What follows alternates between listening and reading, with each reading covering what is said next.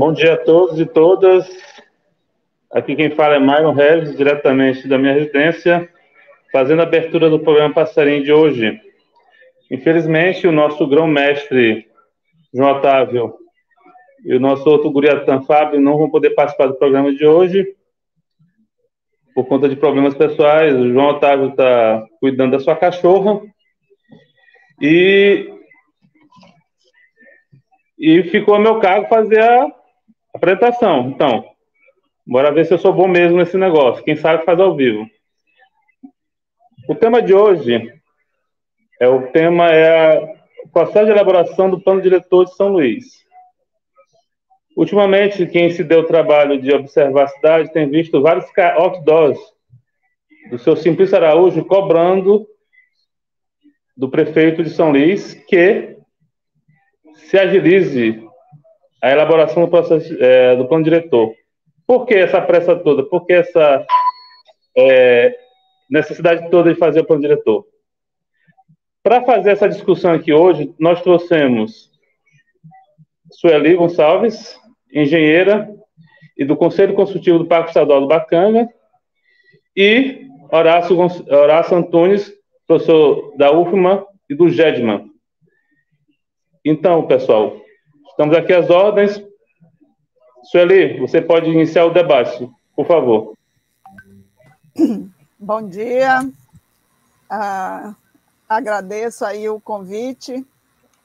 E aí, só uma correção: não sou engenheira, eu sou especialista em gestão de cidades, sou pós-graduanda em planejamento urbano, enfim. Então, essa discussão ela é extremamente oportuna e necessária, e diria que até urgente.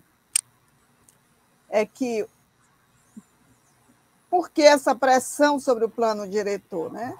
O plano diretor ele é o instrumento básico da política de expansão e desenvolvimento urbano, e ele deve tratar do município como um todo, né? Essa é uma lei que vai ser aprovada pela Câmara de Vereadores e que é muito importante a participação ativa da comunidade, né? Então, as diretrizes do plano diretor, elas são dadas pela Lei 10.257, de junho de 2001, conhecida como Estatuto da Cidade, que regulamenta os artigos 182 e 183 da Constituição Federal, que estabelece as diretrizes gerais da política urbana, né, e dá outras providências, né? Então, essas diretrizes, elas estão expressas no capítulo 1, artigo 2º do Estatuto da Cidade, né? E aí, que diretrizes são essas? Trata das cidades sustentáveis, de moradia, saneamento, infraestrutura urbana, transporte, serviços públicos, trabalho, lazer, a gestão democrática da cidade, a cooperação entre governos, a iniciativa privada e os demais setores da cidade, né? Trata também do planejamento, do desenvolvimento, ordenação e controle do uso do solo, né? Então, o plano diretor é obrigatório para cidades com mais de 20 mil habitantes, integrantes de regiões metropolitanas, aglomerações urbanas e tal. Agora, por que tanta pressão? Nós vivenciamos, lá em 2006, uma revisão do plano diretor, né? Havia a necessidade, por conta dos prazos do Estatuto da Cidade. Então, no Brasil inteiro, os municípios que cumpriam esses requisitos, ter mais de 20 mil habitantes, áreas turísticas, etc., então, deveriam fazer seus planos diretores. Na oportunidade, também se discutia a necessidade de ter o conselho da cidade devidamente criado e implantado, para que desse, vamos dizer, condução para o processo de revisão do plano diretor. Então, aqui em São Luís, o Conselho da Cidade foi criado pela Lei 4.611, de 2006, né? E, logo após a posse, ele teve como demanda a revisão do plano diretor. Eu estou trazendo isto aqui para que se tenha uma visão dos processos de revisão do plano do nosso plano diretor. Na oportunidade, lá em 2006, então, nós tivemos um processo que foi também muito forte, né? Muito forte, mas se conseguiu, na época, que se fizesse, além das discussões internas no Conselho, né? Se fizesse leituras comunitárias, leituras técnicas, audiências temáticas, e a proposta do plano diretor, que foi para a Câmara Municipal, ela, inclusive, foi aprovada numa conferência da cidade, né? Essa conferência da cidade iniciou mais 8h, 8h30 da manhã, e foi terminar quase às 10 da noite, de tão intenso que foi o debate, né? Mas esse processo todo, ele teve uma riqueza muito grande, porque se passou a discutir o plano diretor com os cidadãos, né? Aí podem pensar, mas naquela época foi mais fácil? Não foi mais fácil. Foi um processo muito forte, né, com o poder público, porque a concepção era outra, né, e se conseguiu pautar que se fizesse esse processo. Inclusive, tivemos na oportunidade que também buscar o Ministério Público para que garantisse que o processo fosse adequado e seguindo as diretrizes estabelecidas pelo Estatuto da Cidade, né, que exige que haja ampla participação da sociedade, que haja as audiências públicas, então, que a sociedade efetivamente possa participar, possa se expressar, né? Então, se conseguiu que, na oportunidade, se fizesse esse processo com uma participação bastante significativa da sociedade. E aí, o que ocorreu com esse plano? Né? O que ocorreu com esse plano? Quer dizer, esse plano, com todo esse processo que se teve, né, que se conseguiu garantir na oportunidade, quer dizer, esse plano ele não foi implementado. Então, 10 anos depois, se pauta novamente a revisão por força de lei, né? E aí o que ocorre? Né?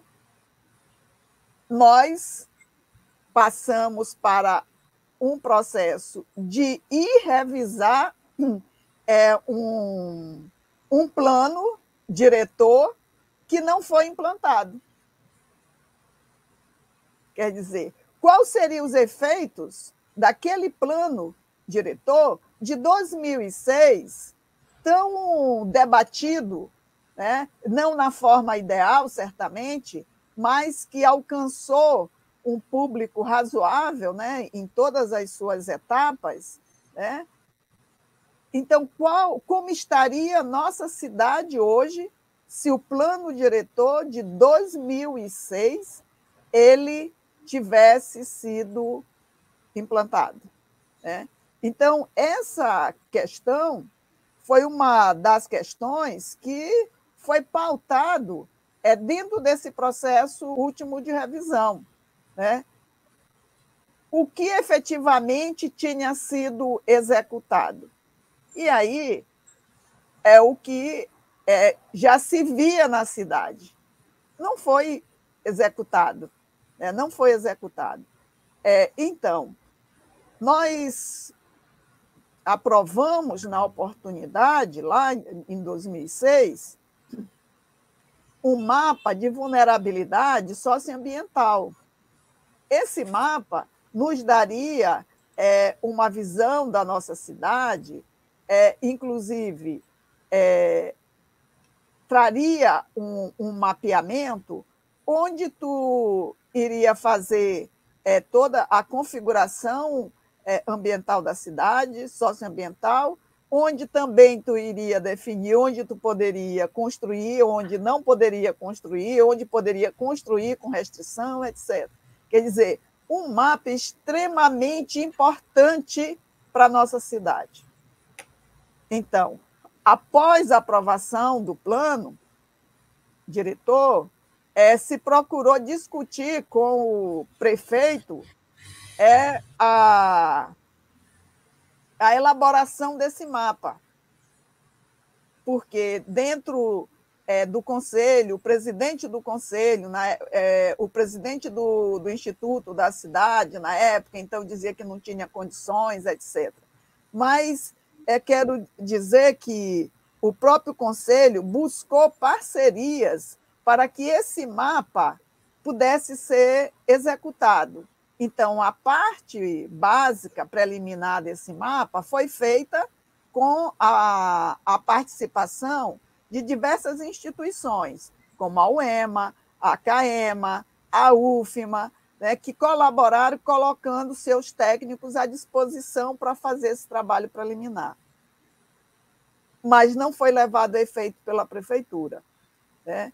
Então, lá nesse plano, quer dizer, se tinha diretrizes para a política de saneamento, para a política de meio ambiente, para a política de habitação, etc. Mas não foi. Então, nós fomos fazer a revisão de um plano que ele não aconteceu, que não aconteceu a sua implantação, né? Mas aí, nesse contexto, né, de revisão do plano diretor, vem um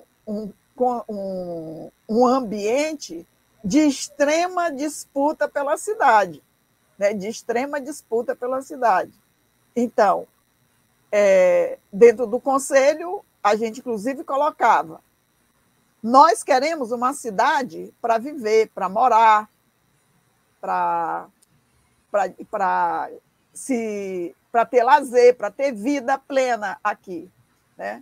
Mas outros que discutiam a cidade, eles veem São Luís como uma cidade para negócios, né? Então, não importa como os cidadãos vão estar, né? Os cidadãos vão estar, né? Que para eles é negócio, né? Que eu acho que a Horácio vai, inclusive, abordar essa questão aí. Então, o processo de participação na revisão do plano diretor e em alguns momentos dessas revisões, por exemplo, 2015, 2016, então o que ocorria ali? Né? As audiências públicas chamadas, quer dizer, tinha a participação de empresários, porque a participação da sociedade ficou prejudicada ali, porque não havia divulgação, né? A divulgação feita era a divulgação do calendário de audiências no Diário Oficial do município. E, gente, quem procura o Diário Oficial, seja do município, seja do estado? Só exclusivamente quem tem alguma demanda muito específica. Só uma demanda muito específica. Então, E aí, toda essa questão, a sociedade civil, participante dentro do Conselho, buscou e comprovar junto ao Ministério Público que aquele processo estava completamente inadequado, né? E aí, concluindo aqui, o Conselho da cidade ele tem 31 membros efetivos, 31 membros suplentes, né? E ele é composto pelo poder público, e aí o poder público, o executivo municipal, o legislativo, o executivo estadual e o legislativo estadual, e um executivo federal. Da sociedade civil, tem a participação dos movimentos sociais, do segmento dos trabalhadores, dos empresários, das entidades profissionais, acadêmicas e de pesquisa, de ONG e de conselho regional. Então, pode parecer que aqui a sociedade civil ela tenha um amplo poder no conselho, numericamente, considerando poder público e sociedade civil, a sociedade civil, numericamente, é maior. Mas não na hora do voto dos interesses dos negócios da cidade, né? Porque, no caso do plano diretor, quando junta o poder público e o segmento dos empresários, já se constitui uma maioria, né? E que foi o que ocorreu, né? O tempo inteiro, essa maioria dominante, vamos dizer assim, profundamente interligada, né? Profundamente interligada, onde os segmentos aqui da sociedade civil, o segmento dos movimentos sociais, dos trabalhadores, das entidades profissionais acadêmicas de pesquisa e de ONG, então, o tempo inteiro era a minoria, né? Então, em algumas audiências, as pessoas perguntavam assim, não, mas e o Conselho da Cidade? O Conselho da Cidade não viu isso? O Conselho da Cidade não estava acompanhando? O Conselho da Cidade...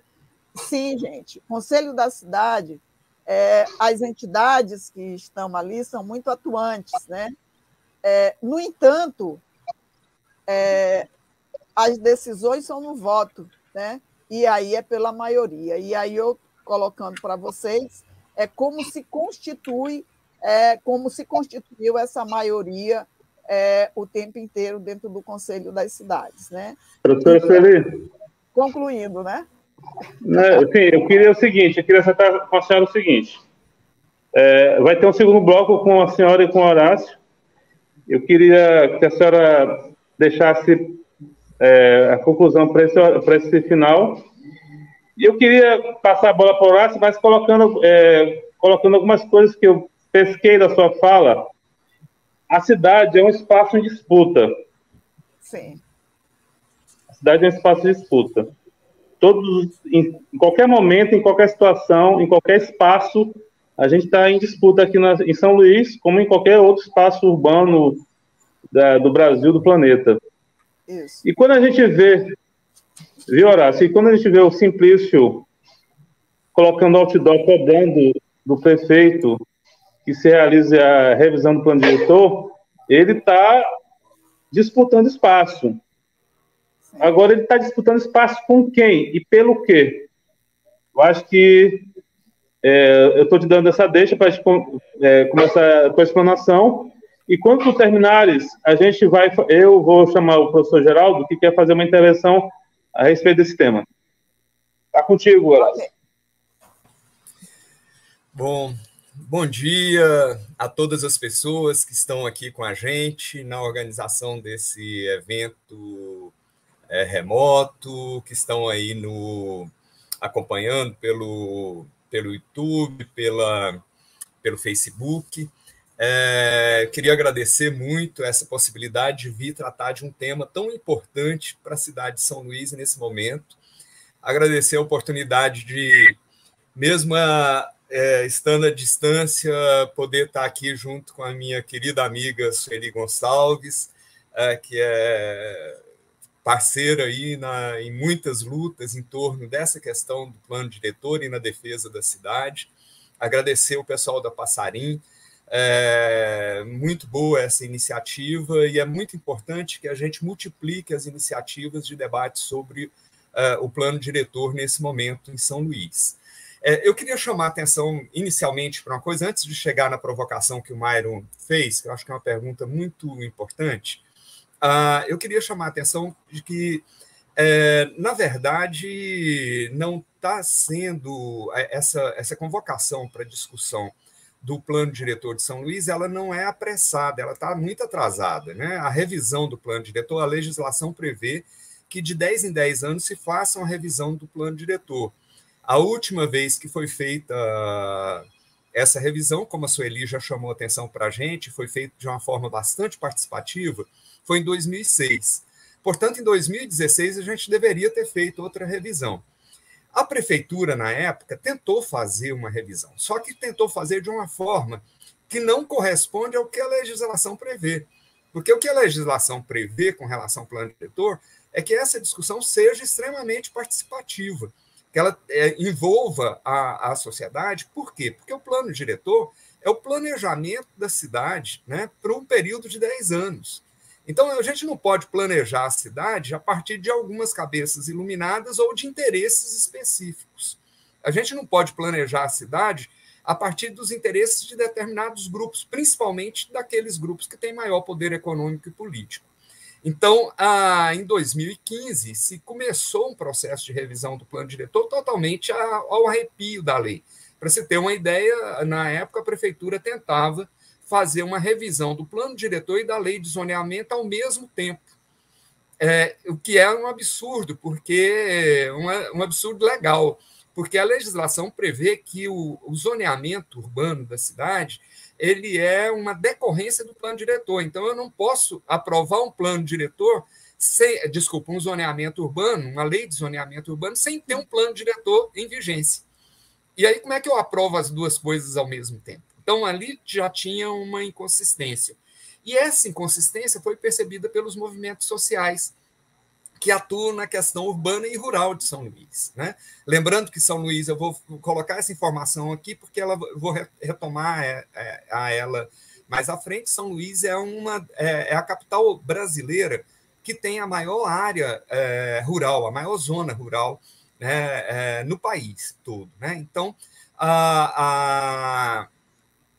essa discussão, então, ela se tentou se fazer, né, alterando concomitantemente o plano diretor e a lei de zoneamento, e houve, então, uma chamada, nessa época, dos movimentos sociais que atuam na cidade e no campo, no município de São Luís, e esses movimentos começaram a fazer uma forte pressão, contando, na época, inclusive, uma pressão junto à prefeitura e junto ao próprio Ministério Público Estadual, que foi muito importante também nos desdobramentos posteriores. Como o Sueli já tinha chamado a atenção, ao invés daquele processo participativo de 2006, a gente, em 2015, a prefeitura estava propondo um retrocesso enorme, chamando audiências públicas que eram somente para constar nos documentos. Você não tinha, a Sueli já disse isso, né?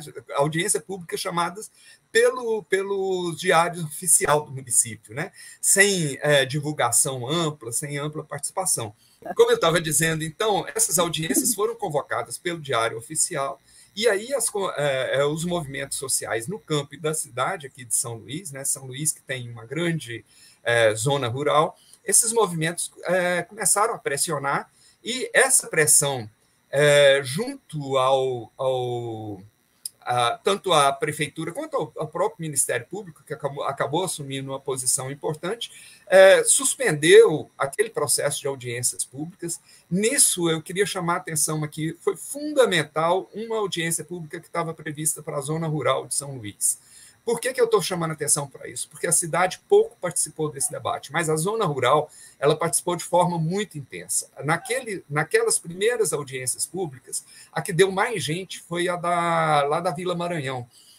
que não aconteceu porque a prefeitura que estava lá naquele momento, com todos os secretários da prefeitura presente, ela não teve coragem de realizar a audiência pública, porque as comunidades da zona rural estavam muito organizadas, muito preparadas, estudaram antes, né, e chegaram ali com uma participação muito intensa, né? E depois, numa outra audiência no Parque Bom Menino, então, a gente conseguiu sustar definitivamente aquele processo naquele momento, né? E depois a prefeitura, então, a partir de orientação do Ministério Público, retoma o processo de discussão do plano diretor, separando a discussão sobre plano diretor e lei de zoneamento. Essa separação foi uma conquista, né, em função do... Porque se não houvesse a manifestação dos movimentos sociais, isso teria passado na Câmara de rodão, né, a boiada já teria passado lá em 2015, né, sem que a gente percebesse. Mas aí eu vou para a questão do que o Myron Regis colocou de provocação logo no início da minha fala. Quais são os interesses? Por que os movimentos sociais reagiram? É porque a gente foi percebendo, estudando, no meio das audiências, porque a divulgação da proposta da prefeitura também não houve de forma muito ampla, ela era uma coisa muito escondida.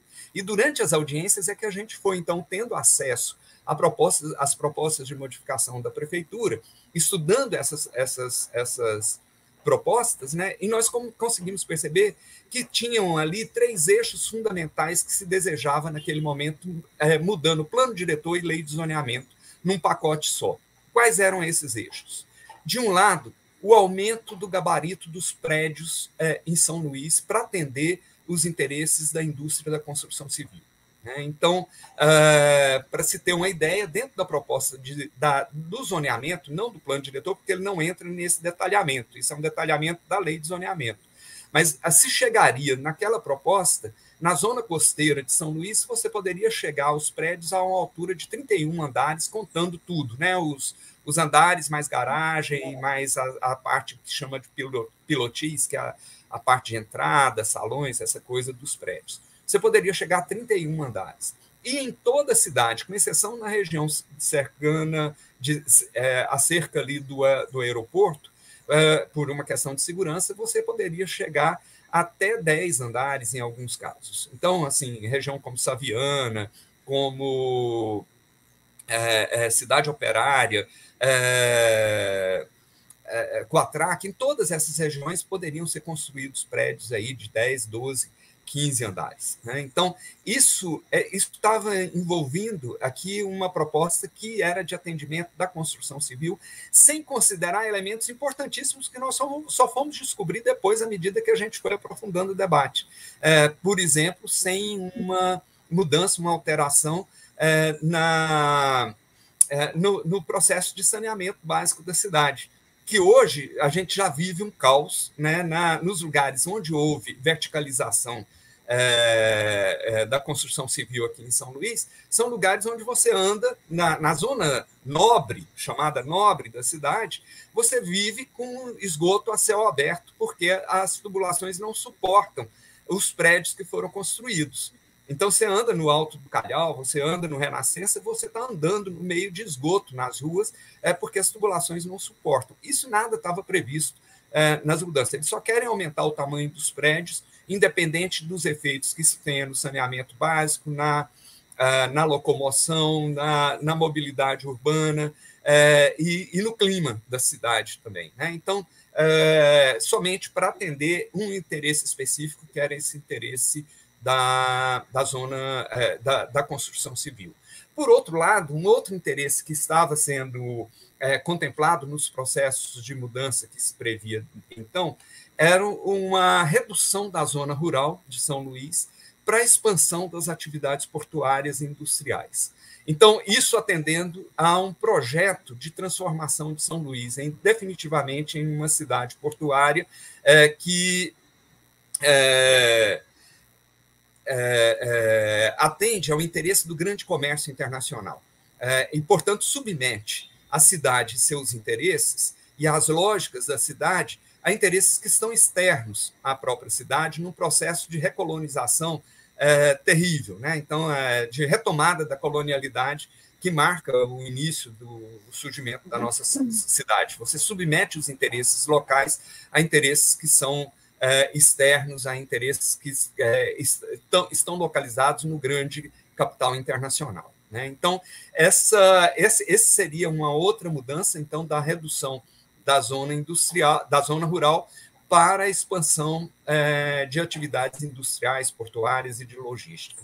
E a terceira seria, então, a ampliação, e isso também é muito importante, a ampliação dos usos industriais na cidade, atendendo, então, o interesse de processos de industrialização, que não são processos de industrialização de ponta, mas processos de industrialização no que há de mais poluente em termos dos processos de indústria, como nós já temos aqui em São Luís, com a produção de cimento, com a produção de alumínio, com o processo de exportação do minério de ferro, que são atividades extremamente poluentes, e havia intenção, hoje, por exemplo, pouca gente sabe disso, mas existem indústrias de cimento em São Luís que funcionam com base em liminar da justiça, porque na lei de zoneamento existente hoje, esse tipo de atividade é proibida.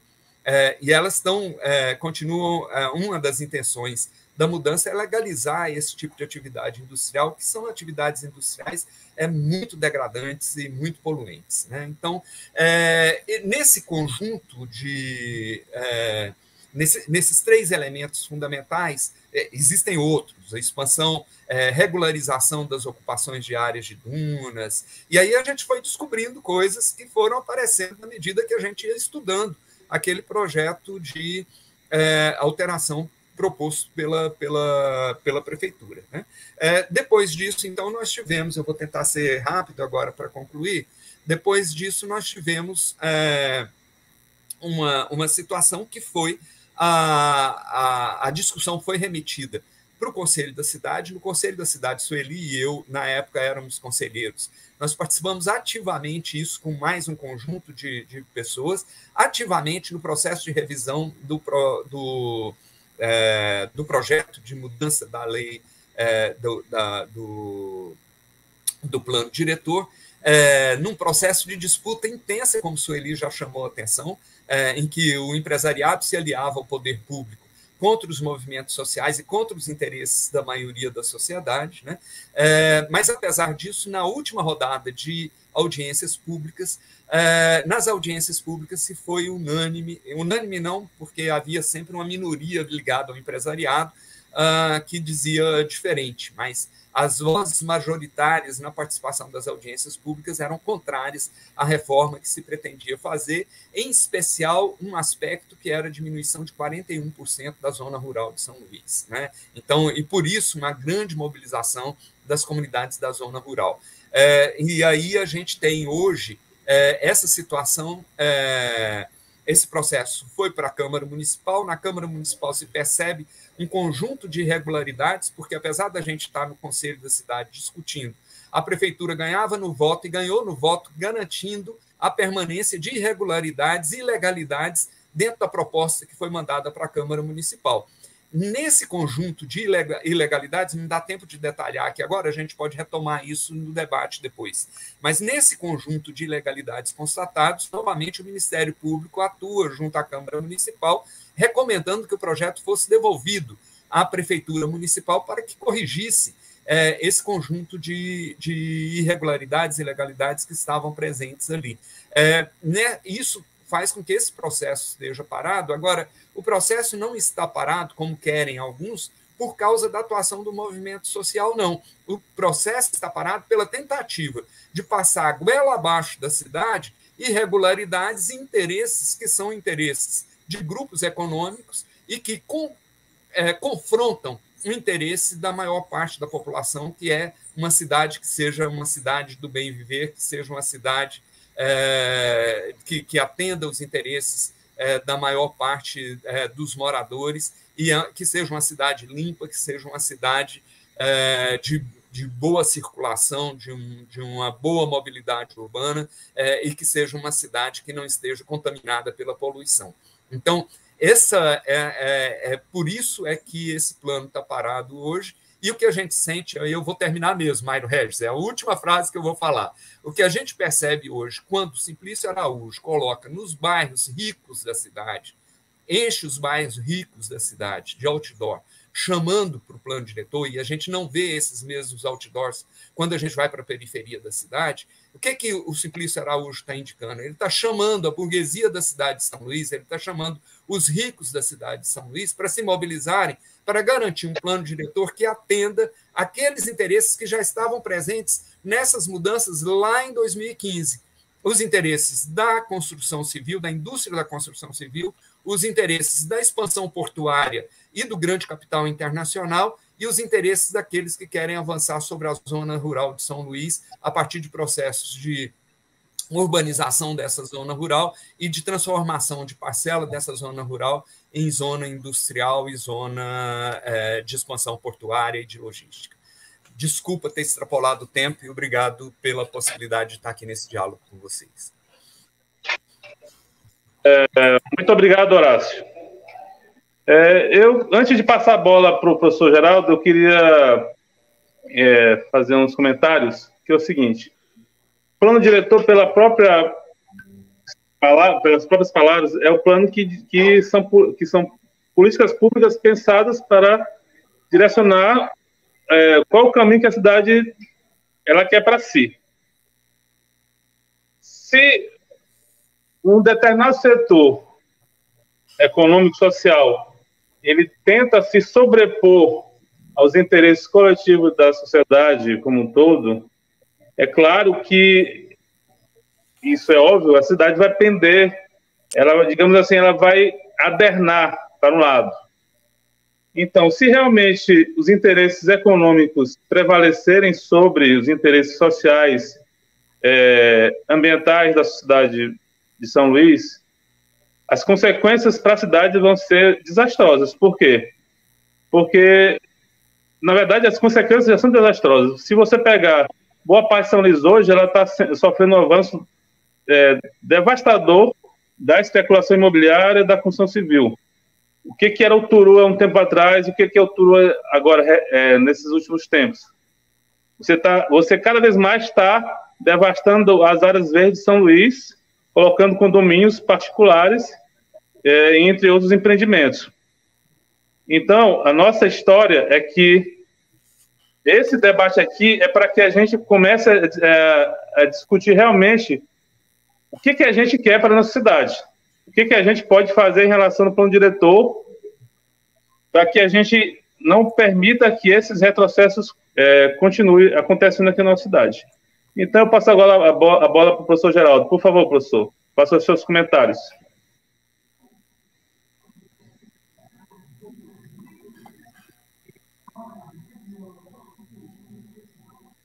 Professor Geraldo, está desligado seu microfone.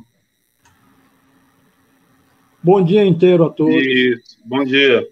Principalmente a você, Horácio, que é nosso colega na universidade, embora a gente não tenha proximidade pessoal, Universidade Federal, e a Sueli, que eu estou conhecendo agora. Horácio me faz lembrar aquela expressão, você pediu desculpa porque extrapolou. Não extrapolou nada, você entrou no âmago da questão, não é? Tem uma recomendação, sejam breves. Aí eu dizer, perdoai-me se fui longo, porque não tive tempo de ser breve. Isso alguém falou. É o que eu vou tentar agora. Não é? Por exemplo, pediria licença a Sueli para lembrar uma lei profética, no meu entender, que é a lei de parcelamento do solo urbano, que não foi revogada. É bem anterior à Constituição e bem anterior ao Estatuto da Cidade. Se ela peca por alguma coisa, é porque ela entrou em detalhe que estaria no manual de serviço. O que fazer no espaço urbano? Dando até dicas sobre porcentagem de utilização para área residencial, área comercial, área industrial, está tudo na lei de parcelamento do solo urbano. Outra referência, o Estatuto da Cidade, apesar do nome da cidade,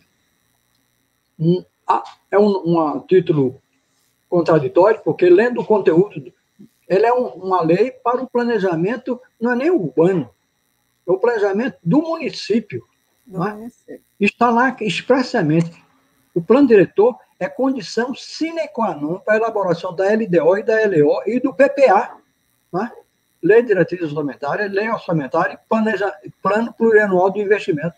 o plano diretor. Só que o plano diretor é colocado lá no Estatuto da Cidade, se você ler como um todo, como um processo, e não como um mapa, muito menos como um mapa de uso do solo para fins de edificação, para tratar ruas. Isso aí é uma consequência. Zoneamento seria uma consequência. O plano diretor, como diz o nome, é um instrumento para diretrizes. Um caso específico como São Luís, Horácio, não é nem o de ter de contemplar a zona rural do município de São Luís.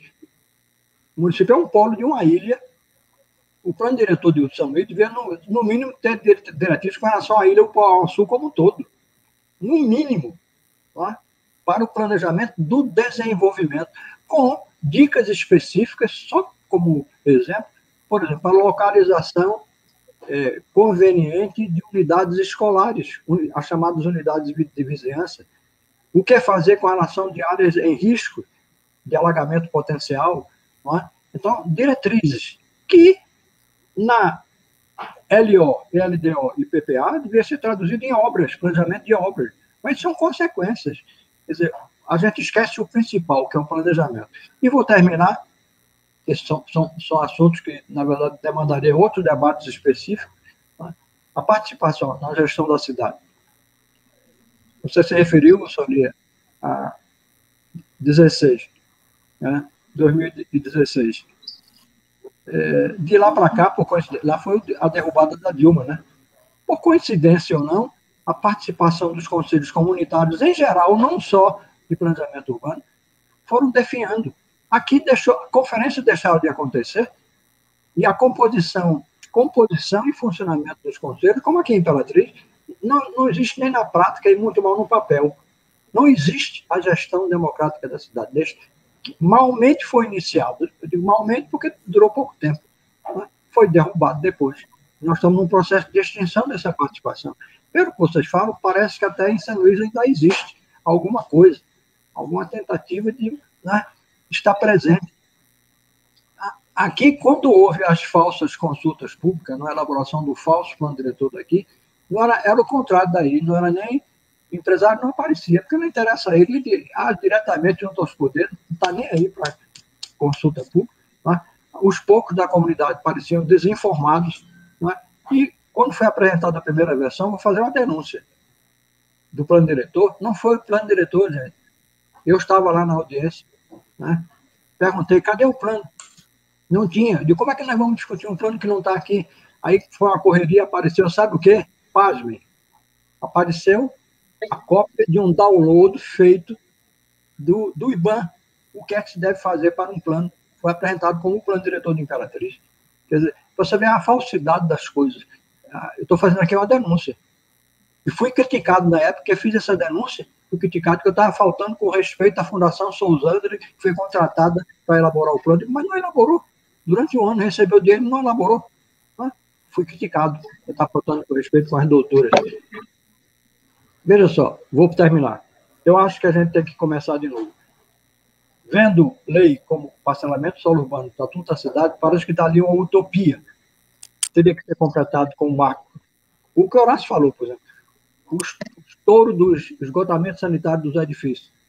Você já colocou, não é só o saneamento básico, circulação, estacionamento, arborização, sombreamento, aeração, não é?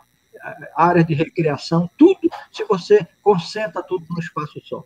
Isso aí parece, vou fazer uma ironia, parece que é a expressão urbana do modelo de concentração de riqueza, né? Que leva a injustiças e um viver não defensável. Professor, muito obrigado pela sua fala. Eu queria pedir, de certa forma, desculpas, porque, assim, a gente acaba enfatizando muito o plano diretor de São Luís como se ele fosse o único plano diretor a ser elaborado, que foi elaborado no estado do Maranhão. Eu acho que, eu não tenho essa informação precisa, mas quantos municípios com mais de 20 mil habitantes tem São Luís que são obrigados a fazer plano diretor? E talvez nem tenham sido feitos esses planos diretores. É uma colocação que eu faço. Mas essa discussão a gente vai continuar daqui a pouco, porque agora eu vou abrir passagem para a nossa colunista diretamente do Baixo Parnaíba, Fabiola. Abre a vinheta aí, Murilo, por favor.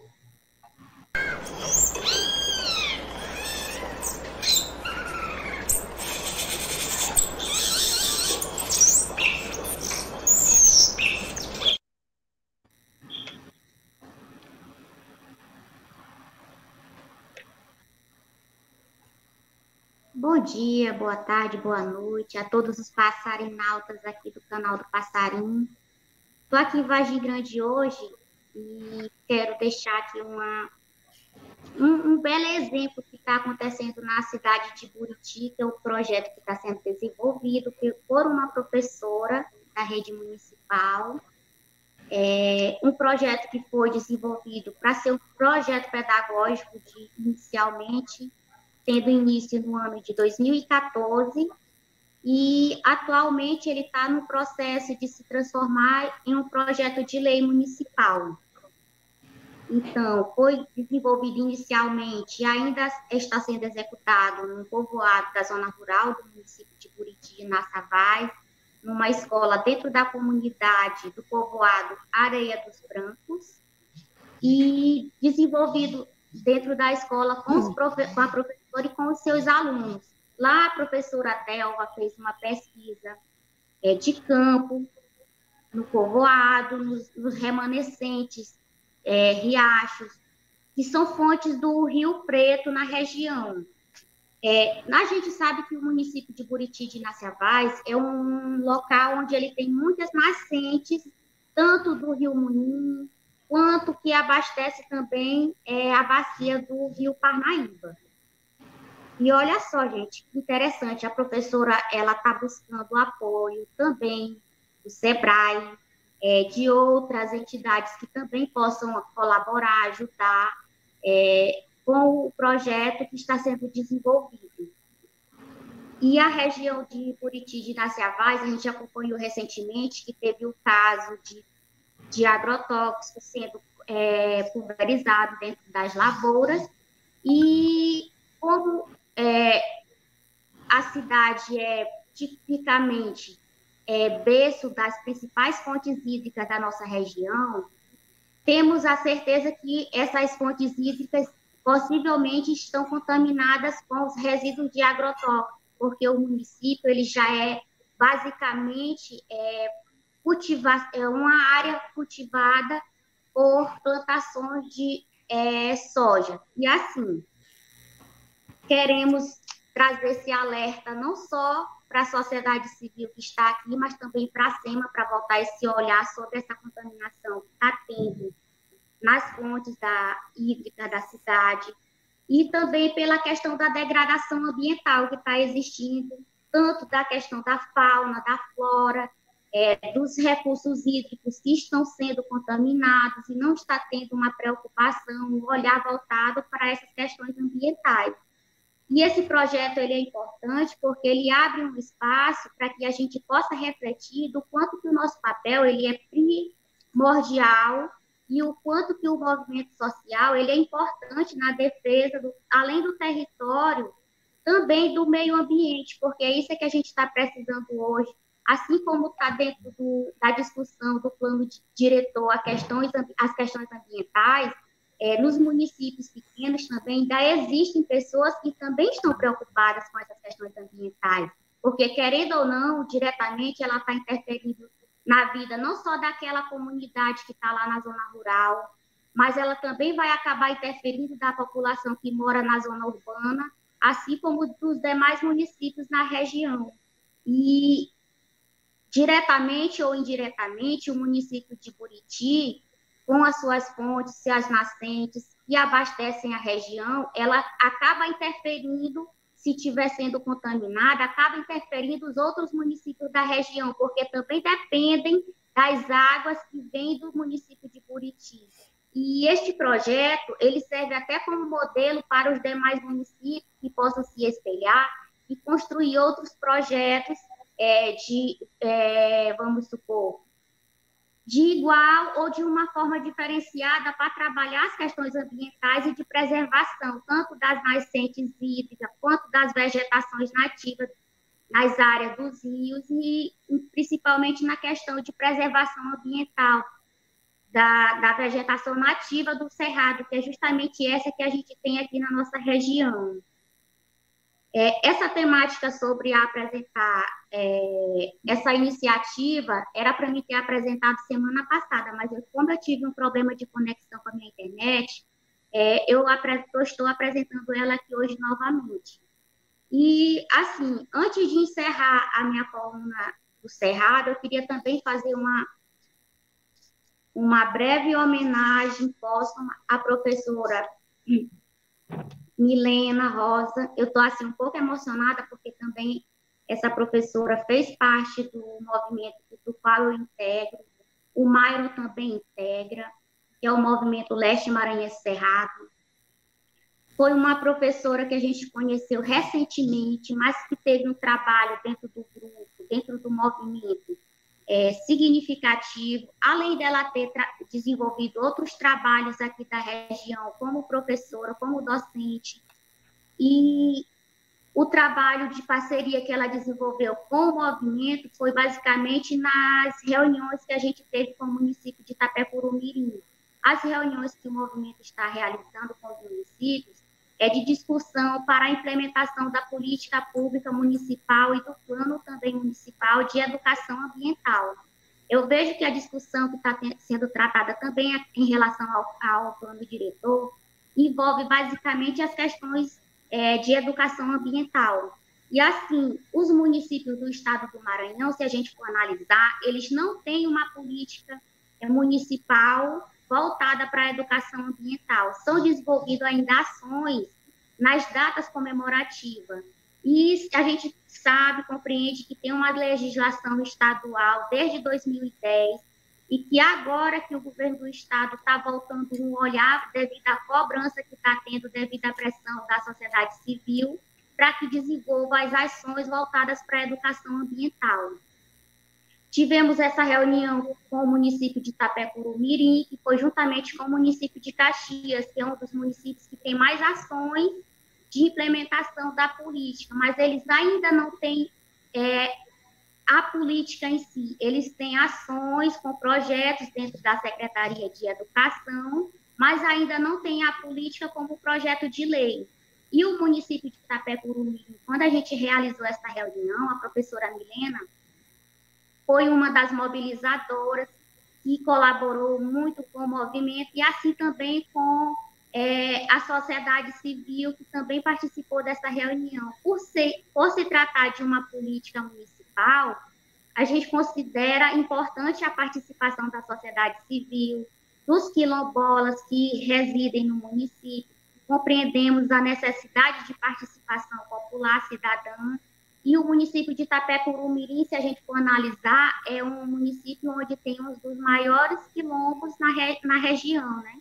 70% da sua municipalidade são pessoas quilombolas. Então, deve estar incluída nas discussões de políticas sociais, políticas ambientais, enfim, de todas as formas de políticas de atendimento à sociedade civil da cidade. E a professora Milena, além de trabalhar com o público, ser professora, atuar diretamente com as pessoas da cidade e outras pessoas da região, ela teve esse olhar voltado para as questões ambientais, a sensibilização com as questões ambientais, e isso diretamente manter um certo vínculo, mesmo sendo pouco o tempo que a gente teve de convivência com ela, foi o suficiente para a gente sentir a falta que ela vai ter como pessoa, como ser humano, e que a gente deseja que apareçam outras Milenas para que possa ser feito esse trabalho que a gente sente que vai ser insubstituível. E assim eu termino a minha coluna hoje, Mairo, um pouco emocionada de falar da professora Milena, porque a gente vai acabar sentindo falta, que é raro a gente encontrar pessoas hoje da sociedade civil que debatam sobre as questões ambientais. Obrigado, Fabiola. Foi muito boa a sua coluna hoje. Eu não sabia que 70% de Itapecuru era a população quilombola. Isso é uma informação valiosíssima. E assim, eu tive ontem, eu estava anteontem lá no Baixo Parnaíba e o agronegócio não para. É pandemia, mas ele não para, ele continua destruindo, ameaçando as comunidades tradicionais, quilombolas, de agricultores familiares. E esse projeto de recuperação do Rio Preto, que você ressaltou há pouco, é um projeto importante, não só para Buriti, mas para toda a bacia do Rio Preto e para a bacia do Rio Muni, porque vários municípios se abastecem do Rio Muni. Morros é abastecido pelo Rio Muni. Então, as pessoas que moram ao longo da bacia do Rio Muni, elas têm que prestar atenção o que está acontecendo com relação à questão da mineração, a questão do desmatamento das matas ciliares. E esse projeto vem alertar um pouco isso. Mas, então, agora a gente vai retomar o debate, e logo depois do debate vem a coluna do professor Geraldo, da região Tocantina. Mas eu queria, antes de entrar no debate com a Sueli e com o Horácio, eu gostaria de fazer outras provocações. Com relação à questão da água, o plano diretor, no final das contas, na verdade, sim, o que ele trata realmente é da questão do meio ambiente, de como é que a gente vai usar o meio ambiente a favor ou contra nós aqui na cidade de São Luís. E um dos problemas que a gente já vem enfrentando agora, e já há algum tempo, e vai enfrentar cada vez mais daqui para frente, é o abastecimento de água, seja de qualquer bairro de São Luís. Boa parte de São Luís é abastecida pelo Rio Itapecuru, pelo sistema Itaúís, e outra parte é abastecida pelo sistema Pantatã. Mas, por exemplo, o Parque Estadual do Bacanga, ele vem sofrendo vários e vários remendos, retalhamentos. E isso, com o tempo, pode fazer com que o abastecimento de parte da água de São Luís ele sofra problemas. Então, é necessário, ao meu ver, e eu jogo para vocês, que na discussão do plano diretor a gente tenha um olhar bastante aguçado para a questão da água, do lençol freático. Vamos lá, quem começou ali? Horácio? Posso começar? Deve. A provocação foi grande, né? Então, uma questão que quero colocar aqui, até como dentro da conclusão que eu ia fazer na etapa anterior, é que essa proposta de plano diretor, ela não atende às diretrizes expressas no Estatuto da Cidade, né? Porque, assim, com todas as questões que nós estamos levantando, com todas as contradições que a proposta tem, então, teremos uma cidade sustentável?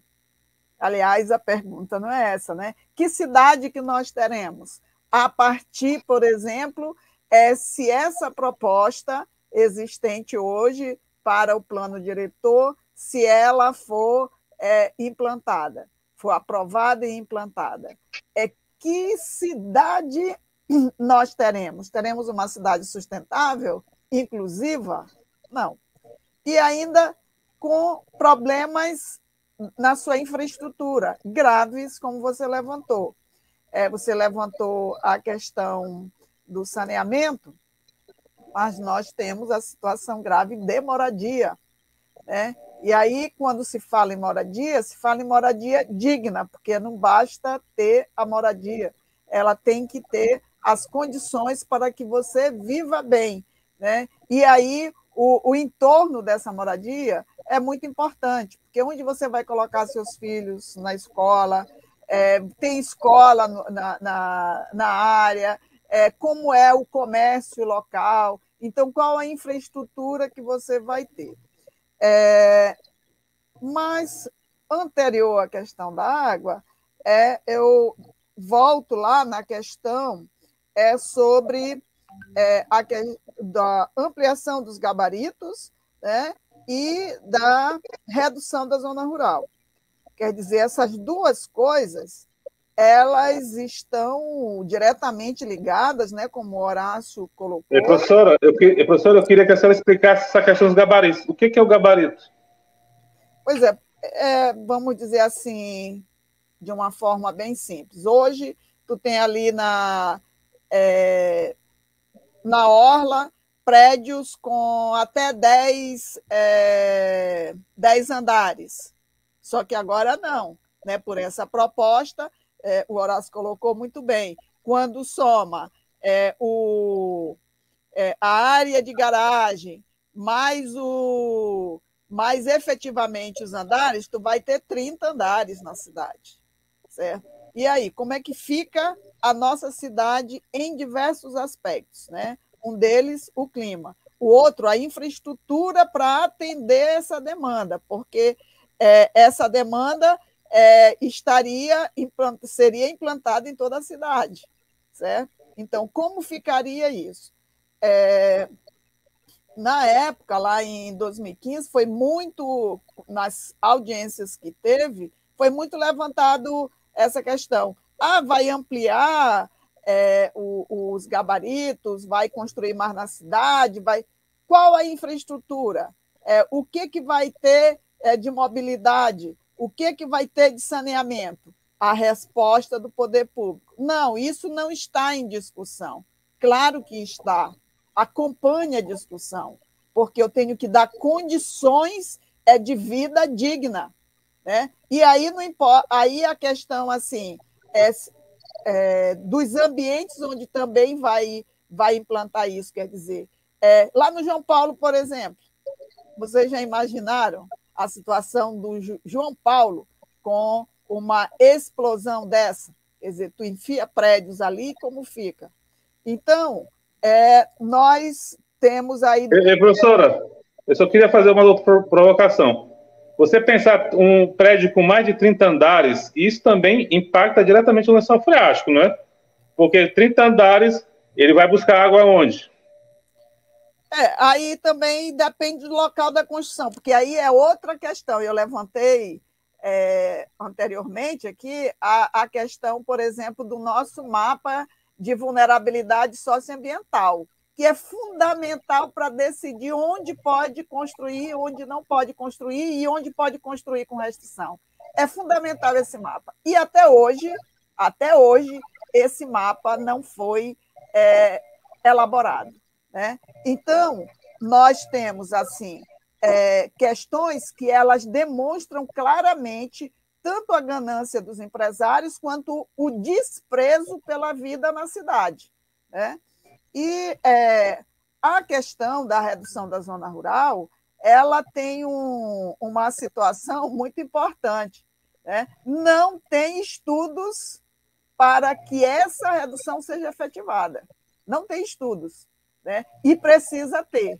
E o Ministério Público também levantou essa questão e essa foi uma das questões que devolveu para o Executivo para que apresente os estudos. A outra coisa é que, aliada a essa ganância, eles encobriram uma questão muito importante na nossa cidade: os vazios urbanos.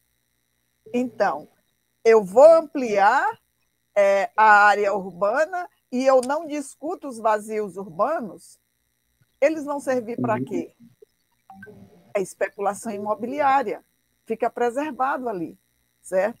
Enquanto isso, tu destrói todo um modo de vida e uma condição que está ali numa área da cidade, né? E a argumentação não procede.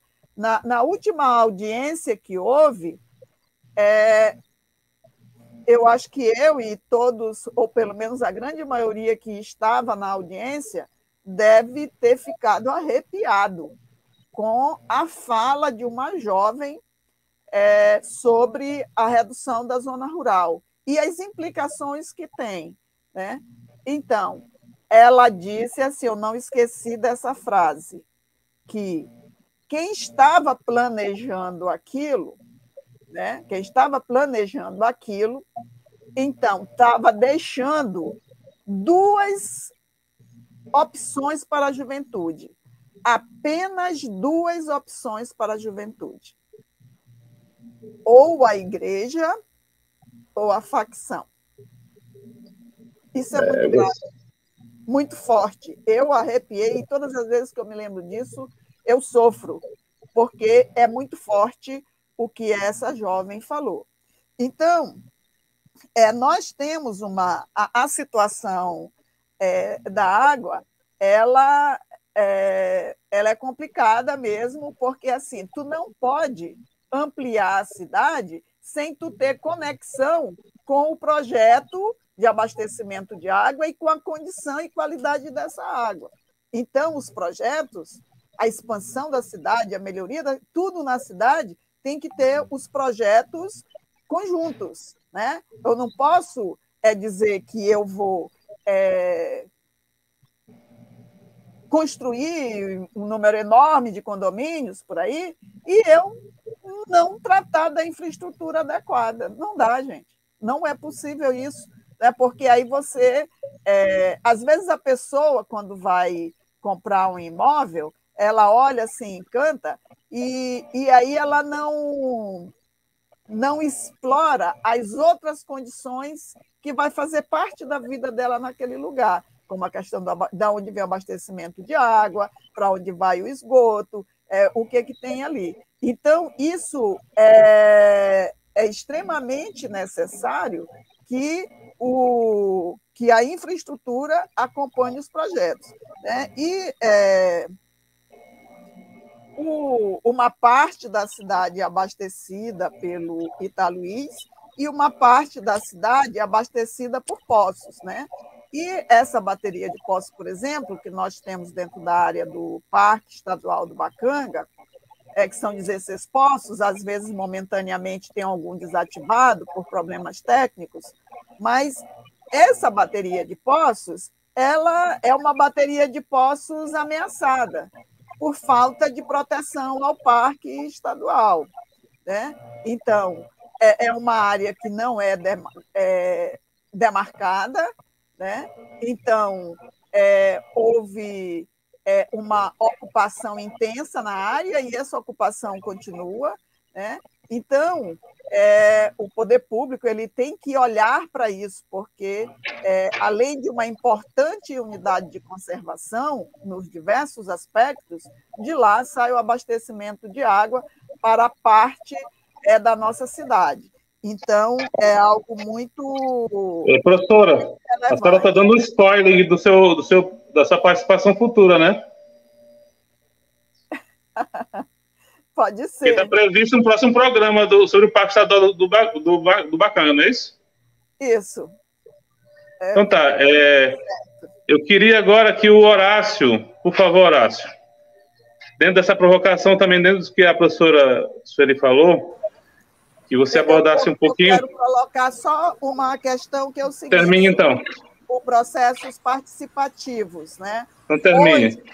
Hoje nós estamos sem o Conselho Estadual da cidade de São Luís, porque o mandato expirou, não houve uma nova conferência, a última conferência foi realizada em 2016, o mandato é de 3 anos, e aí no meio da pandemia e tudo, e também teve um detalhe muito importante, até a conclusão dos estudos do trabalho sobre o plano diretor, então, tinha as reuniões, né? Mas após, já foi minguando. Né? Por quê? Porque a base de interesse tinha saído. Então, alguns iam para discutir e votar as questões do plano diretor.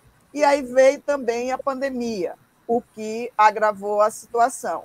Então, concluindo, hoje nós estamos sem o Conselho Municipal da cidade, né, porque teve seu mandato expirado e não houve uma providência para tanto ou para manter o mandato até a próxima conferência, não houve essa iniciativa, e também a conferência não se realizou, certo? Então, tem isso, é um prejuízo, né, como o professor Geraldo falou, né, e esse desmonte dos conselhos participativos vem lá de 2016, né?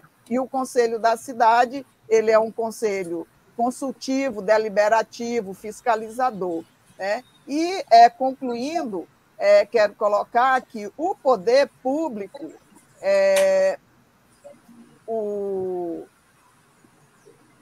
ele é responsável, né? Os poderes legislativo e executivo, eles são responsáveis, eles teriam que garantir, tanto no processo de elaboração, como na fiscalização e na implementação do plano diretor, audiências públicas, debates, com a participação da população e de associações representativas dos diversos segmentos da sociedade, manter a publicidade quanto aos documentos e informações produzidos e o acesso de qualquer interessado aos documentos e informações sobre as ações referentes à nossa cidade, e especialmente o nosso plano diretor.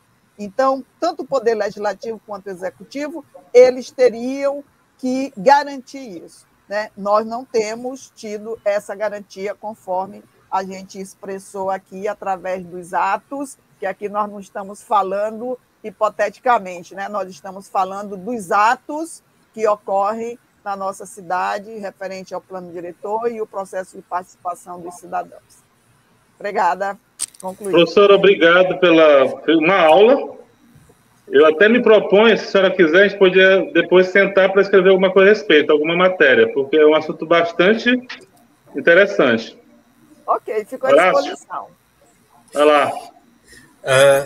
Bom, muito boa a exposição da Sueli, né? Também as colocações feitas pelo professor Geraldo. Parabenizar a companheira lá também da área do Cerrado pelas questões que ela levantou ali também e as conclamações que ela fez no sentido da defesa ambiental e da própria educação ambiental também, né? Que seja uma educação ambiental de fato e não uma educação ambiental de ensinar a fazer, trabalhar com reciclados, como às vezes as empresas ficam fazendo nas áreas que são atingidas por essas mesmas empresas, né? Mas, enfim, eu queria retomar de um ponto que a Sueli colocou no final, que é essa questão do Conselho da Cidade. Eu acho que hoje nós, os movimentos sociais, as pessoas que participam dos movimentos sociais, nós devemos exigir da prefeitura que convoque uma nova conferência da cidade, porque isso já tinha que ter sido feito. O professor Geraldo tem toda a razão. Ao nível federal, vem orientações e formas de fazer que excluem a participação popular, e a gente não pode aceitar que no município isso seja reproduzido.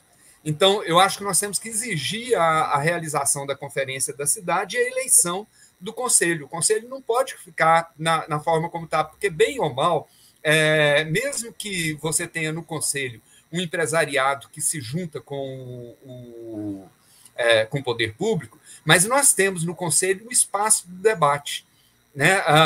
Na proposta que foi para a Câmara, o que teve de avanço naquela proposta foi em função da participação dos setores dos movimentos sociais, né? E volto aqui para uma outra coisa, um elemento que é importante.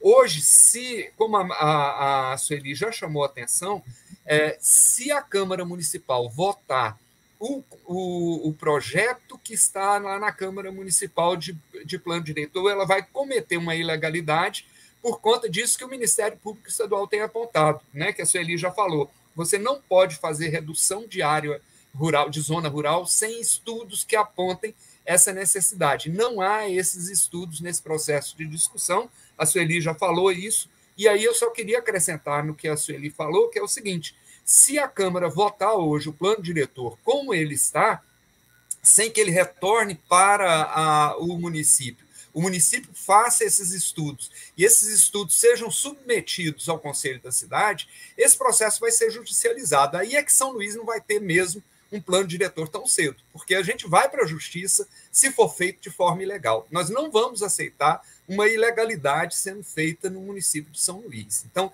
esse é um elemento importante, e eu acho que é importante que as pessoas que atuam junto aos movimentos sociais peguem a bandeira de pressionar a Prefeitura Municipal no sentido de convocação o mais imediatamente possível da conferência da cidade, que seria a forma, porque o Conselho, pela lei, a conferência da cidade que elege o conselho da cidade. Então, nós precisamos dessa conferência hoje, né?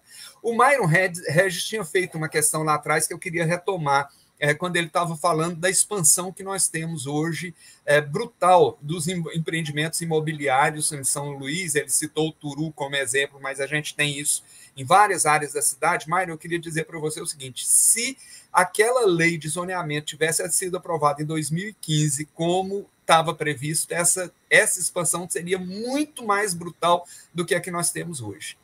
Essa expansão ela não está acontecendo. A cidade hoje não está destruída, e eu não tenho pudor em usar essa palavra, porque nós já temos uma cidade com muitos problemas, mas esses problemas não estão muito piores, porque os movimentos sociais seguraram no peito aquela mudança que a prefeitura tentava fazer naquele momento. Hoje nós teríamos esses prédios espalhados aí na cidade inteira, prédios com gabarito. O gabarito é o tamanho, como a Sueli explicou muito bem, é o tamanho dos prédios, né? Nós teríamos a altura dos prédios, nós teríamos isso espalhado pela cidade num processo sem nenhuma articulação com tudo que necessita para haver qualquer processo de verticalização em qualquer região e sem os estudos necessários. E isso aponta para uma outra coisa importante também, é que a Sueli já chamou com muita propriedade a necessidade do mapa de vulnerabilidade ambiental, e um dos elementos do mapa de vulnerabilidade ambiental que não foi realizado na prefeitura, e era uma exigência do plano diretor de 2006,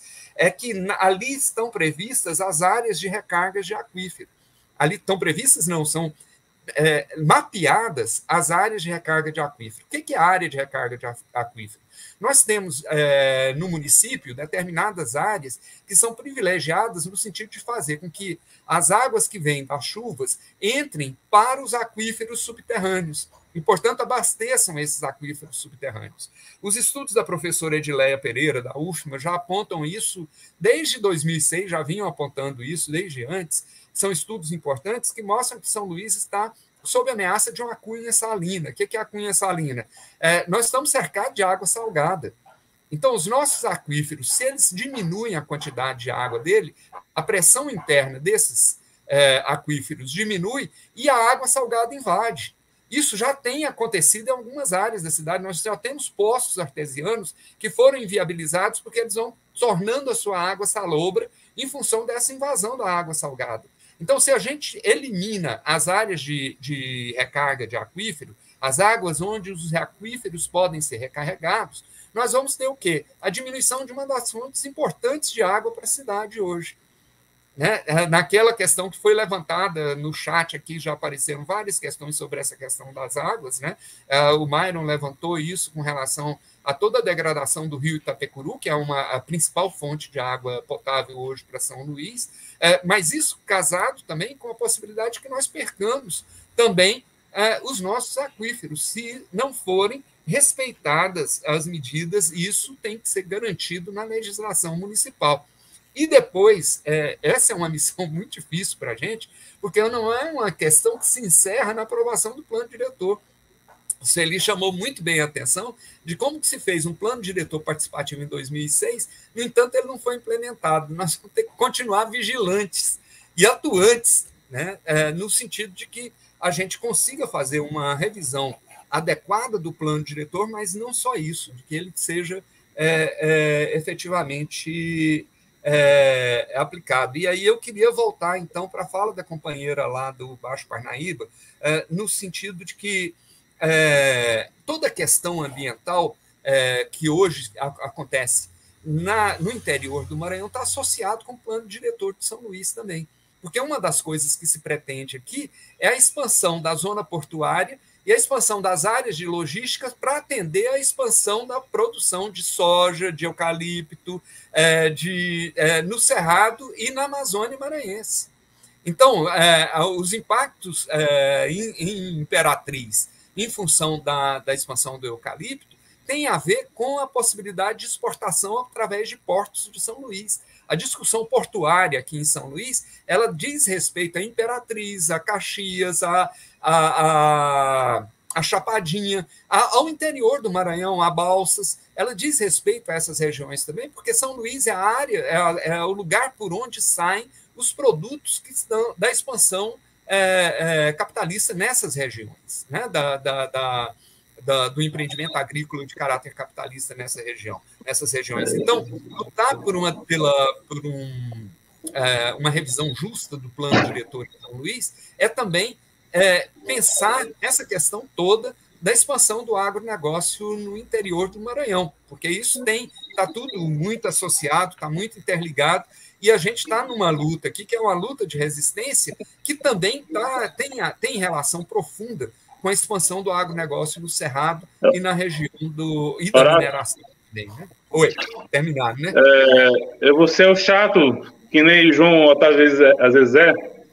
Eu queria que tu concluísse, porque tem ainda a nossa coluna da região Tocantins com o professor Geraldo, e também tem, para finalizar, a gente tem o nosso Passarim, que o Passarim me contou. Eu queria que tu finalizasse, e eu até queria também propor para ti, para os membros do Passarim, que a gente fizesse um Passarim específico sobre a expansão portuária em São Luís, porque é um tema que ninguém trata. Certo? Pode ser? Sim, acho muito bom. E aí, para finalizar, eu só queria dizer uma coisa. Nessa mudança que está se pretendendo no plano diretor, uma área que está ameaçada também é o sítio Santa Eulália, que fica ali próximo do shopping da ilha, que se pretende a redução da maior parte do sítio Santa Eulália para a expansão imobiliária ali naquela região. Uma das áreas que foi conquista do movimento social, que é o sítio Santa Eulália, também está sob ameaça se essa proposta passa como está, e fecho com uma homenagem. Eu queria homenagear hoje também uma pessoa muito importante na resistência na área de Cerrado do Maranhão, que é o Seu Claro, lá do Quilombo de Saco das Almas, que faleceu ontem, né? Seu Claro, com mais de 90 anos, é uma liderança importantíssima do movimento quilombola do Maranhão, foi muito importante para a formação do CCN aqui, foi muito importante na organização dos quilombolas maranhenses. Ele faleceu ontem, eu não podia terminar sem fazer uma homenagem a esse homem tão importante nas lutas populares e nas lutas de defesa da terra e defesa ambiental também, apesar de não assumir isso como discurso ambiental, mas ao defender o quilombo, ele defende o ambiente ali nas suas terras, né? Então, queria terminar prestando essa homenagem ao Seu Claro. Muito obrigado pela possibilidade, está aceito o desafio para discutirmos a questão da expansão portuária em São Luís. Horácio, obrigado. Assim, o debate estava tão bom que poderia dizer assim que a temática, que às vezes é árida, ela estava se tornando interessante, sabe? Vocês se deram muito bem no debate, você e a professora Sueli, parabéns. Estamos convidados para próximos programas. Agora é contigo, Geraldo. Manda aí, Murilo.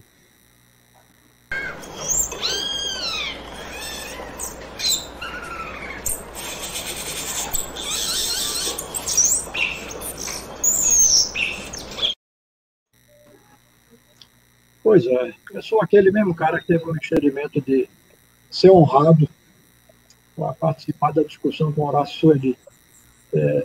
Mas veja só, eu amanheci hoje com o esquema para a sessão de hoje, mas vou alterar, resumir, tendo em vista o que e o como foi discutido hoje. Mas fazendo uma ligação entre o que é internacional e o que é local. Mas antes que me pergunta o Horácio de novo, tem uma referência, porque ele se referiu à alcalinidade da água. Uma informação para vocês, não sei se sabem. Aqui, de Imperatriz, um engenheiro que cuidou da mudança do plantel industrial da Brahma, aí em São Luís, devido ao aumento da alcalinidade da água, que estava prejudicando a qualidade da cerveja. E foi feito todo um reinvestimento lá para usinar a água e diminuir a alcalinidade. Isso é um fato. Isso que eu estou dizendo, tem uns 30 anos, mais ou menos. Não sei se foi divulgado isso. Tá? Uma prova concreta do que o Horácio falou, e certamente há outros casos. Outra observação geral que eu queria fazer. A referência que a gente faz, senhor Horácio, a dificuldade das conferências devido à pandemia, isso é verdade em parte, porque aqui é uma pretensão que Passarinho está fazendo. Mas nós estamos fazendo conferências. Né? Os meios eletrônicos permitem encontros. Claro que não tem aquele calor presencial, mas com isso a gente não deveria se proibir para coisas importantes. Quer ver? Vou dizer uma coisa perigosa. Não sei se já terminou. Está o orçamento participativo do Estado, que para mim é muito pouco participativo. Essa participação não tem continuidade, é falsa a participação. Participei já de 3. Esse último não participei devido à não continuidade dos outros. Mas não está vendo? Isso é uma conferência, são conferências. Só para deixar o registro. Mas ligando a história do rural com o local internacional. Aqui em Imperatriz, são a poucos quilômetros daqui da Serra da Cidade, está o segundo ou terceiro maior investimento de pasta e papel celulose do mundo. Do mundo. A Suzano, que está aqui. Esse é o segundo ou terceiro maior investimento do mundo em pasta e papel celulose. Pois bem, eu participei dos estudos iniciais prévios da Celmar, que foi a precursora. Foi contratado uma empresa de Curitiba, que subcontratou, no caso aqui, uma de São Luís, que subcontratou aqui, então, tem coisas que não tem especialização para cuidar. E tive a oportunidade de escrever um documento cujo título eu não gosto, mas medidas mitigadoras. Já que não tem jeito de acabar com esse mal, vamos tentar nos equilibrar para diminuir os impactos. E falei de uma coisa óbvia, que o investimento Suzano iria aumentar o processo de apropriação e centralização da propriedade rural, propriedade latifundiária. O que é que isso significa? Ia acabar com pequenos produtores. O que é que isso significa, por sua vez? Ia acabar com a produção de alimentos que estão à nossa mesa. Quem é que ia plantar a batata doce? Quem é que ia plantar o girimum, né, para chegar nas nossas mesas? Aí o abastecimento da cidade ia ficar complicado. E depois, aqueles que não fossem empregados no sistema de plantio da monocultura de eucalipto, para onde iriam? Iriam para os centros urbanos. Periferia da cidade aumenta. Dificuldade de saúde, de educação, de transporte, de próprio emprego para essa gente, trabalho. Quer dizer, o desmonte que há na região e que tem suas repercussões em termos de investimento maior ou menor, internacionais. A Suzano está na Bolsa de Valores de Tóquio. Bolsa de Valores de Nova York, não é só de São Paulo, não. Então, algo feito nesse espaço aqui, chamado região Tocantina, que me perdoe a Fabiola, mas confunde com Cerrado. E, na verdade, cerrados no plural, que é coisa a aprofundar. São várias espécies do bioma cerrado, não é um só. E vão desde lá as barrancas do Rio Parnaíba, por isso que eu digo com um pouco de pretensão, que esse espaço aqui é Mesopotâmia. É entre rios. O Vale do Paraíba, que na verdade começa lá no Balsas, né? E o Araguaia Tocantins do outro lado. Esse espaço que aí para cima, me desculpe porque eu falo aí para cima, porque São Luís está para o norte, né? Mas voltando para o lado de Teresina, começa por ali, Urbano Santos, o eucalipto, teria experiências a contar, e o Murilo pode ser testemunha, que nós nos acompanhando, eu acompanhei o trabalho que ia ser feito lá, né? Estavam sendo feitos. Pois bem, esse investimento aqui trouxe problemas de destruição do ambiente urbano, asfalto destruído, especulação imobiliária aumentando, não asfalto destruído pelo trânsito de caminhões só aqui em Imperatriz, não. Agora passou mais para a zona rural. As pobres, coitadas, pequenas comunidades já com pouquíssima infraestrutura urbana, estão com só caminhos, alguns fizeram até bloqueio de caminhão, que passam destruindo o pouco que existe. Então, isso aí é marca do espaço tocantino, que tem repercussões nacionais e internacionais. Né? Depois nós voltaremos ao mapa dessa Mesopotâmia, para ver o quanto que há de peculiaridades e o quanto que há de agressores e, por outro lado, proposta de reequilíbrio, com ou sem plano diretores. Exatamente mesmo. A Vale, que é uma das atuantes aqui, está participando do projeto Suzano, porque ela cuida do transporte. Né? Cuida do transporte. A Suzane fez uma ferrovia particular aqui de Imperatriz, lá para piquear, para encontrar o trem que vai exatamente para o porto, como o Horácio lembrou. Vai repercutir lá no porto, lá aí, de São Luís. Tá? Então, veja, nada hoje em dia, ambientalmente falando em termos conceituais, nada se desliga, tudo é integrado. Hoje em dia, mais ainda, a globalização é um fato concreto. Qualquer providência local tem que se referir ao regional, ao nacional e ao internacional, principalmente em cidades como São Luís e Imperatriz. Vou terminar suspendendo a nossa conversa. Obrigado pela confiança. Professor Geraldo, parabéns, foi muito boa esses comentários. E agora eu venho com eu e o nosso amigo Murilo, nosso operador pós-doutor. Estamos aqui para iniciar nossa sessão Passarim, seguindo falta dos nossos outros Muriatães, João Otávio e Fábio Pierre. Murilo, você tem alguma coisa do Passarim hoje?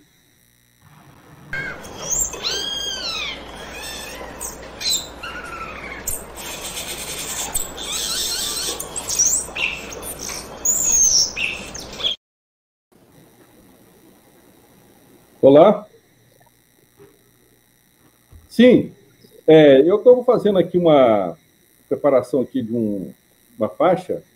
Eu tive dificuldade de acessar alguns dados aqui da eleição da PL, né, da grilagem que foi votada na Câmara, né? Muito triste essa situação. Então, estou fazendo assim esse levantamento aqui de quem foram os nossos representantes que votaram a favor da PL. Então, só gostaria que você tocasse na sua notícia, enquanto eu termino aqui, para expor essa relação aqui. Tá ok? Tá, enquanto você vai se arrumando, o meu passarinho é sobre um decreto que o governador assinou para anular alguns casos de propriedades que se sobrepõem a terras indígenas. Eu dei uma olhada nesse decreto do governador, que ele assinou, e a impressão que ele me deu, o decreto, é que é mais uma forma dele aliviar a barra da Secretaria Estadual do Meio Ambiente. Eu não sei qual é o pior órgão do Estado do Maranhão, se é a Secretaria Estadual do Meio Ambiente ou interna. Eu estava ontem no Baixo Paranaense, como eu falei para vocês, e a SEMA, você não tem nada positivo a respeito dessa secretaria do nosso governo. E um documento da própria Secretaria de Direitos Humanos do Governo Estadual do Maranhão coloca que a SEMA ela nega informações a respeito de procedimentos que a SEDPOP é responsável.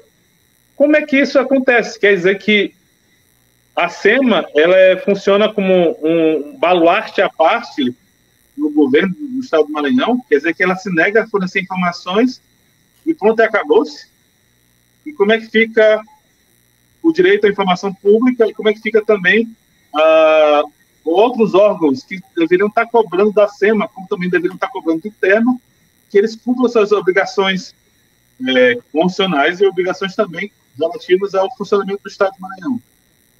Então, assim, o meu passarinho, que é um passarinho que já vem, que é recorrente, é que a SEMA continua sendo o pior órgão do Estado do Maranhão referente a questões agrárias, ambientais e sociais. Esse é o meu passarinho. Já deu conta aí, Murilo? Já se arrumou?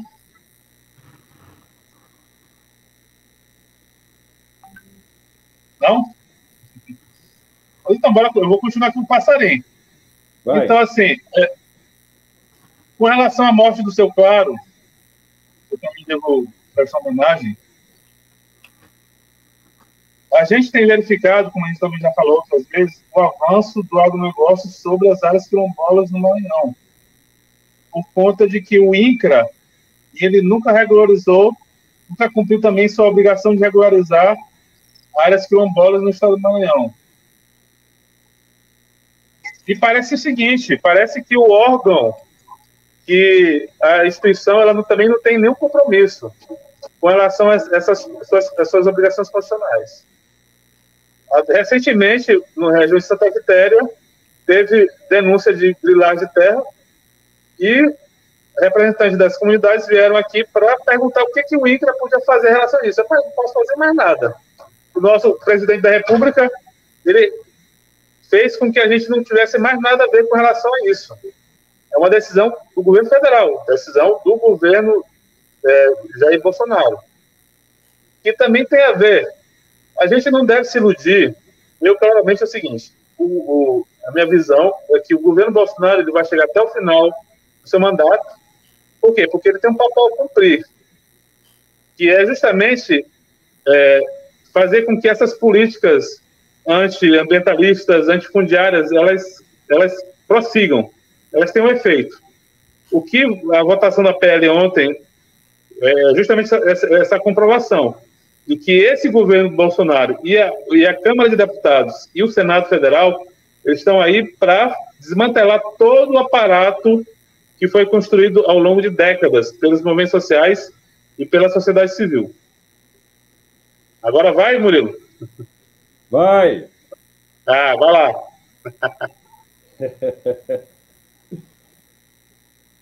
Pois é, eu queria só fazer uma apresentação aqui. Eu acho que eu consegui a relação toda, porque eu tive que catar, não tive... Foi no site Congresso em Foco, tá? Que a ideia, na verdade, assim, a situação que houve da PL, que foi aprovada agora, da PL da grilagem, né, que está indo agora para o Senado, né, que traz uma insegurança muito séria com relação à questão da posse de terra, né, agora, que está muito mais fácil agora você assumir as propriedades, né, de áreas públicas, né? Basta apenas você, pela internet, você declarar posse para um determinado limite, né, de propriedade, e a pessoa, então, acaba tomando sendo dono dessa propriedade. Então, só vou mostrar aqui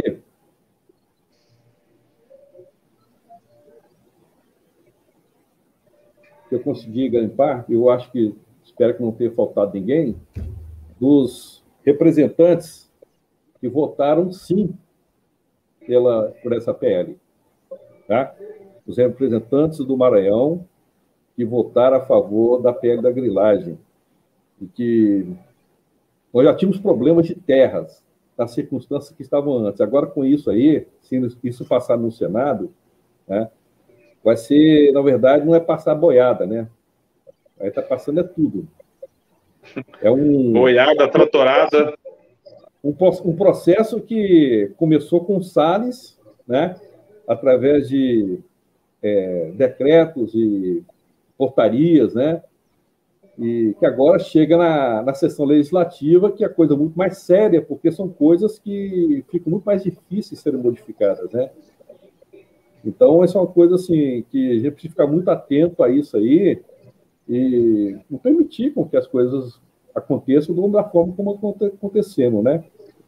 Com o Lira simplesmente sendo o dono da porteira no momento, né? Abrindo a porteira e permitindo com que essas coisas absurdas aconteçam, né? Essa é a minha passarinho contou. Esse é o teu passarinho. Exatamente.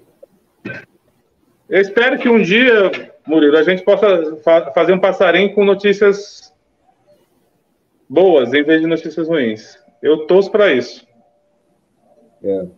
Todos nós desejamos, né? Pois então, pessoal, agradeço de novo a presença de todos aqui. Horácio, Sueli, professor Geraldo, a Fabiola. Foi um programa muito bom. Faltou parte do meio de campo, faltou parte do ataque do Passarim, os guriatães Fábio e João Otávio, mas eles estão aqui no nosso coração. Um abração a todos e espero contar com todos da próxima vez. Até logo. Até, obrigada. Um abraço a todos.